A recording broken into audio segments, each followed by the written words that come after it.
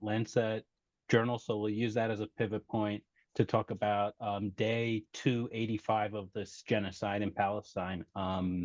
As you likely know, Israeli Prime Minister Benjamin Netanyahu is going to be visiting Washington, D.C. next week. He's expected to speak to a joint session of Congress for the fourth time, more than any other foreign leader, including Winston Churchill. So we can presume he's coming to rally more support, more funding, more weaponry for this genocide against Palestinians.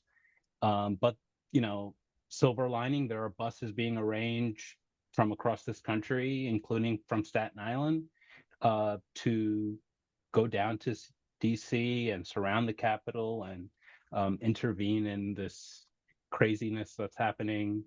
But, you know, locally on Staten Island, we've had city council people visit Israel in the last 9 months, express sympathy for Israelis killed on October 7th, and then return to their district and ghost Arab, Muslim, and Palestinian constituents that are experiencing, you know, incredible sorrow and begging for FaceTime.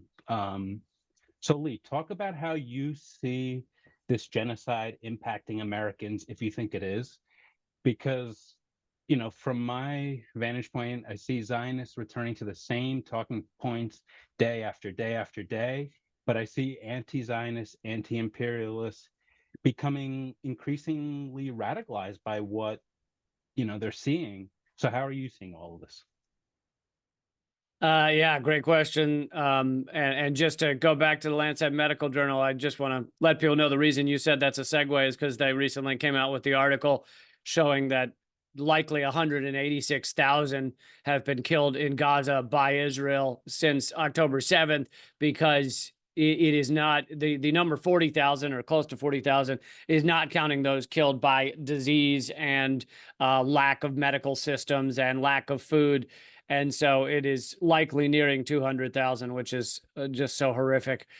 But yeah, getting to your point about Zionists, and you know, I think time will tell. I am not sure as to how this is changing the you know, the paradigm in the United States, both for activists and for non-activists. I do know a lot of people are upset about this. I mean, a very large percentage of people have kind of been woken up to just how disgusting and aggressive the state of Israel is.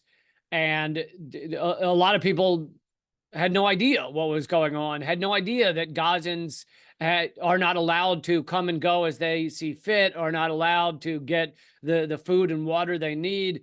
This, I'm talking even pre-October 7th. And so it is waking just tons of people up, you know, maybe especially people under 30 are waking up to this. And, you know, another fact I hope a lot of people are starting to wake up to is that Zionist does not mean Jew. I am Jewish and I'm an anti-Zionist. I've been to Israel multiple times when I was younger, back when I supported Israel because I didn't know better. I hadn't studied it really or anything.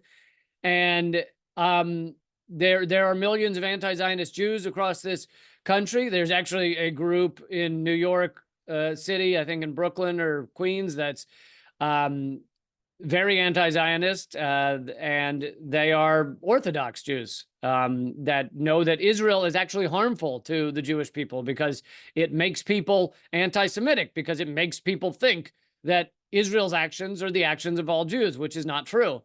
And there are also more Christian Zionists across America than there are Jews in the world. Christian Zionists are the #1 Zionists across America, millions and millions of them. And a lot of people do not understand these things, but they're important factors. And so it's very important that people not conflate being Zionist with being Jewish. But it's the reason people do conflate it is because Israel has tried to create that.